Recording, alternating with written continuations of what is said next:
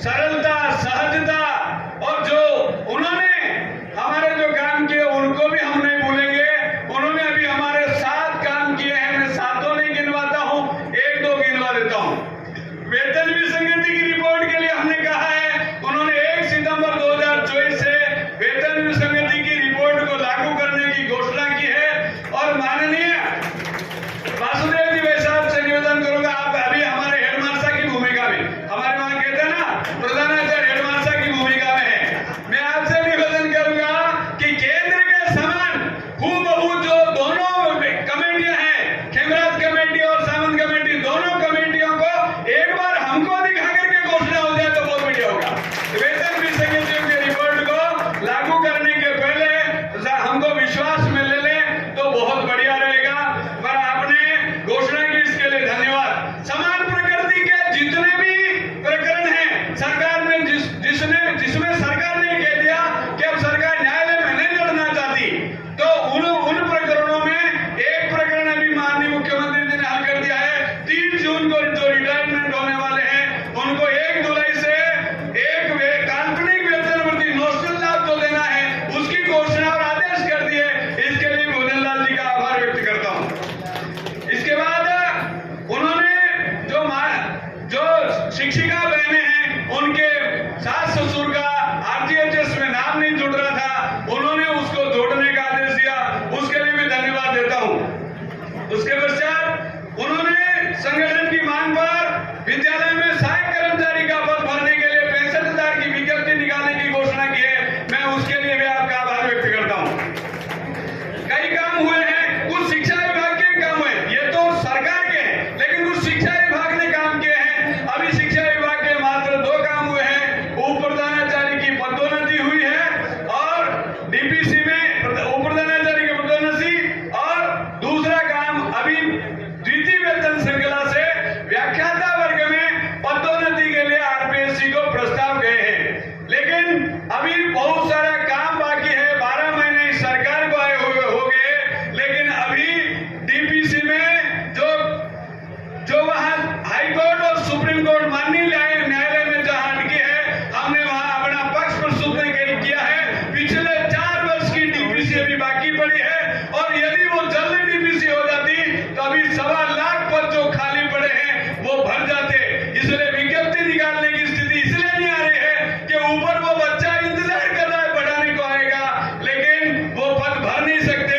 इसलिए अस्थायी डीपीसी, जिस प्रकार अभी शिक्षा विभाग ने जिला शिक्षा अधिकारी जो प्रिंसिपल को लगाए उन पदों पर, उस प्रकार यदि डीपीसी नहीं हो सकती तो उन पदों पर एक बार लगवा करके आगे के सारे पद भर दीजिए, पीछे खाली हो जाएंगे, ताकि 1 लाख शिक्षकों की भर्ती हो सकेगी और नवयुवक भी उससे प्रसन्न होंगे।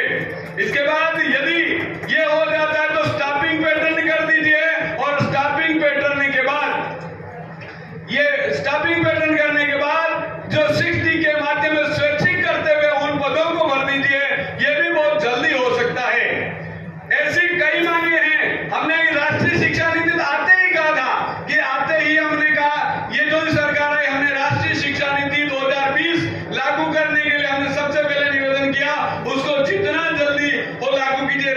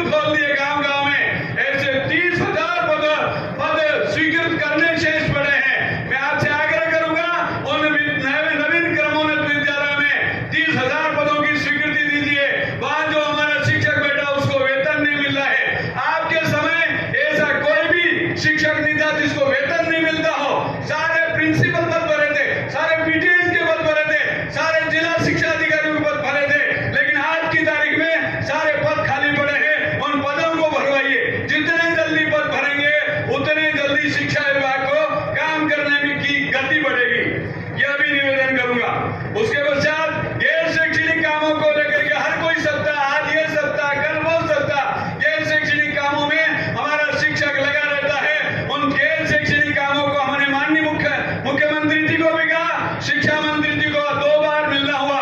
मैं दोनों को धन्यवाद देता हूं। ऐसे शिक्षा मंत्री और मुख्यमंत्री नहीं मिलेंगे जो बुला करके हमारी समस्याएं पूछ रहे हैं, हल करने का प्रयत्न कर रहे हैं, ऐसे नहीं मिलेंगे। शिक्षा मंत्री जी को कहा आप थोड़ा कम बोले पर ज्यादा काम करने में विश्वास करें। ये माननीय हमारे विधानसभा अध्यक्ष जी हैं, इन्होंने बोले कम और काम ज्यादा किए। आज की तारीख में इतिहास बदल दिया इन्होंने। वो चाहते हैं ऐसे आप भी शिक्षा विभाग, क्योंकि शिक्षा विभाग मूल रीढ़ है। यह व्यक्ति में जितना परिवर्तन करना है इन शिक्षकों के माध्यम से होना, व्यक्ति का निर्माण करना है वो इन शिक्षकों के माध्यम से होना है। और मैं कभी जाता हूं तो मुझे बहुत बड़ी वेदना होती है। एक बार यहाँ मैं इस रोड पर गाड़ी में बैठ करके जा रहा था, एक मेरे साथ पुलिसकर्मी था, पुलिसकर्मी था, उन्होंने जाते हुए टोल नाके पर अपना कार्ड दिखाया और कार्ड दिखाते ही गाड़ी बिना टोल के निकल गई। मैंने भी कहा मैं भी राजस्थान का प्रदेश अध्यक्ष हूं, अगली बार मैं भी प्रयोग करता हूं। मैं टोल नाके पर गया, मैंने कहा मैं राजस्थान का प्रदेश अध्यक्ष हूं। उन्होंने कहा यहाँ कोई प्रदेश अध्यक्ष नहीं चलता है। तो आप देखिए उसको छूट है, हमको लाइन लगानी पड़ती है, वहां भी लाइन लगाइए। सम्मान का प्रश्न कह रहा हूं, तो सम्मान केवल सम्मान के लिए राजस्थान का कोई भी शिक्षक आपके बिना के एक पैसा लगे एक आदेश कर दीजिए, माननीय भले वो थाना हो, भले वो जिला कलेक्टर हो, भले किसी भी कार्यालय में जब शिक्षक जाए तो पीछे से यदि चिट्ठी चली जाए